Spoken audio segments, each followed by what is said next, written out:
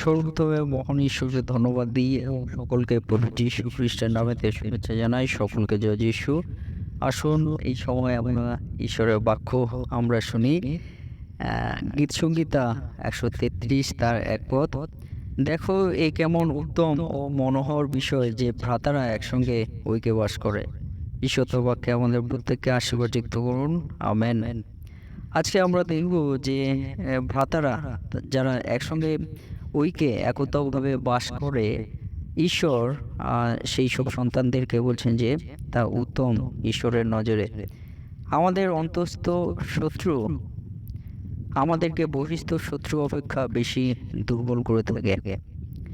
যিশু বলেছেন, কোনো রাজ্য, নগর বা পরিবার নিজের বিপক্ষে ভিন্ন হলে তা স্থির থাকে না। কোনো মণ্ডলী যদি নিজের বিপক্ষে ভিন্ন হয়, তা কি স্থির থাকতে পারে? মণ্ডলীর মধ্যে জঘন্যতম সমস্যা শুরু হচ্ছে ঐক্যের অভাব।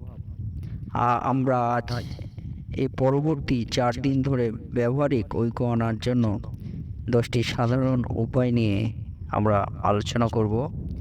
আর সেই বিষয় আমরা দেখব যে তা পালকদের থেকে আমরা যেন শুরু করি এবং জানতে হবে যে আমাদের এক সাধারণ শত্রু আছে। সেই সকল বিষয়ে আমরা আলোচনা করব এবং আজকে বলতে চাই যে যে ভ্রাতারা একসঙ্গে ঐক্যে বাস করেন, ঈশ্বর নজরে তা উত্তম।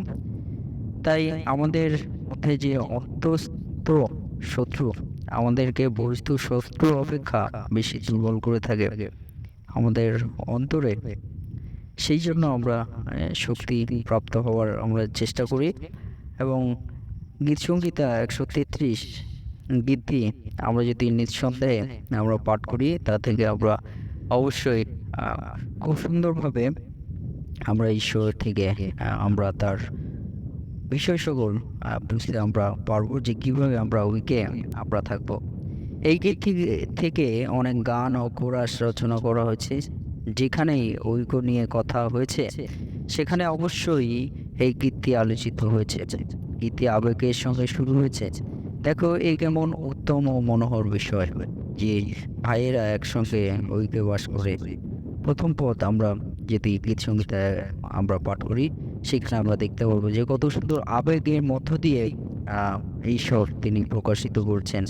এখানে ভাইয়েরা হচ্ছেন ঈশ্বরের সন্তান। সমস্ত সন্তান যারা প্রভু যিশুকে বিশ্বাস করছেন, সেই প্রভু যিশুকে বিশ্বাসের প্রতি ঈশ্বরের সন্তান হওয়ার ক্ষমতা তারা পেয়েছেন। আর সেই ঈশ্বরের সন্তানদের বিষয় এইখানে সাবলীল একতার সুন্দর বর্ণনা গীতির পরবর্তী 2টি পদে দেখানো হয়েছে। এখানে গীতিকার 2টি ছবি তুলিয়ে ধরেছেন। প্রথমটি হলো তেল যা ঝরে পড়ছে, দ্বিতীয়টি শিশির যা নেমে আসছে। তেলের প্রবাহ শুরু হচ্ছে হারুনের মস্তক থেকে, শিশির ঝরে পড়া শুরু হরমোন পর্বত থেকে। হরমোন কেন? কারণ তা ছিল প্যালেস্টাইনের সর্বোচ্চ পর্বত। হারুনের পরিচ্ছদ ও সিয়নের পর্বতগুলি ঈশ্বরের লোকদের মণ্ডলীকে প্রকাশ করে। হারুন ও হরমোন নেতৃত্বের কথা প্রকাশ করে। নেতাদের মধ্যে ঐক্য না হলে কাজ কখনো স্থায়ী হয় না। তাই আমরা আমাদের যে চার্চ বা মণ্ডলী যে পালক, সে পালকের সঙ্গে আমরা যেন আমরা ঐক্য মধ্যে দিয়ে আমরা থাকি। ঈশ্বর তিনি বলছেন যে সকলে আমরা ঈশ্বরের সন্তান, সেই পালকের মধ্য দিয়ে ঈশ্বর সকল সন্তানদেরকে পরিচালনা করছেন। তাই সে পালককে থেকে আমরা সেই ঐক্য আমরা রাখি এবং জানতে হবে আমাদের এক সাধারণ শত্রু আছে যার সূচি আমরা পাই ইফিসীয় 4:4 এবং 6 মধ্যে। এগুলো খ্রিস্টীয় ঐক্যের ক্ষেত্রে প্রয়োগ করা হয়। এগুলি হলো এক শরীর, এক আত্মা, এক আশা, এক প্রভু, এক বিশ্বাস, এক বাপ্তিস্ম, এক ঈশ্বর ও পিতা। দুর্ভাগ্যজনক রূপে এই সূত্রগুলি আমাদের একেবারে বিপরীত মেরুতে নিয়ে যায়।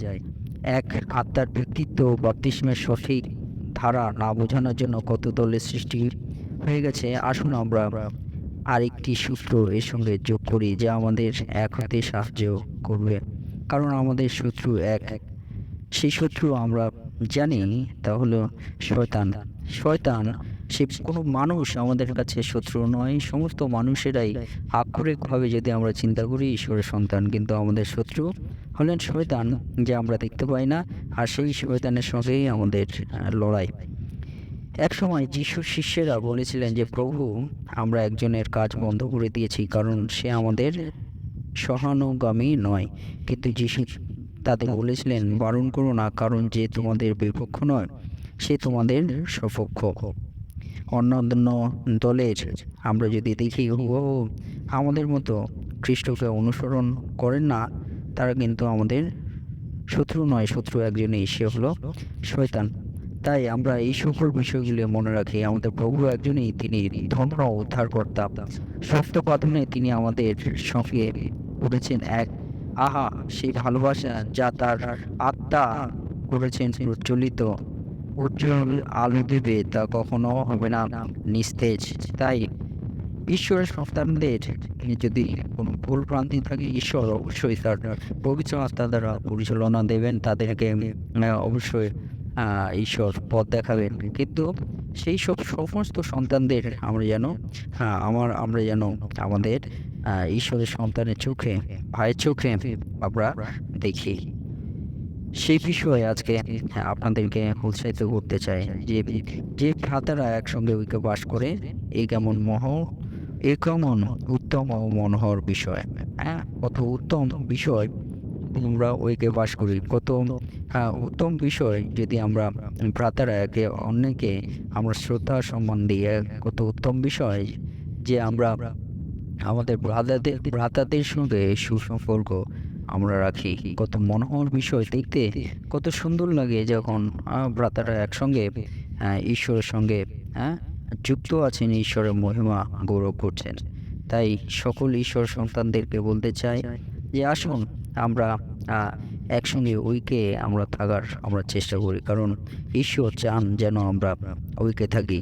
কারণ যখন আমাদের মধ্যে ঐক্য থাকবে না, তখন শয়তান কিন্তু আমাদের জীবনে কার্য করার চেষ্টা করবে, ঈশ্বরের সকল সন্তানদেরকে দূরে করার চেষ্টা করবে। তাই আমরা যখন একসঙ্গে ঐক্যে থাকি, তখন শয়তান পালায়, শয়তান দূর হয়ে যায়, এবং ঈশ্বর কিন্তু আরও বেশি করে সেই সকল সন্তানদেরকে রক্ষা করার অবশ্যই চেষ্টা করবেন, যদি সেই ঐক্য আমাদের মধ্যে থাকে।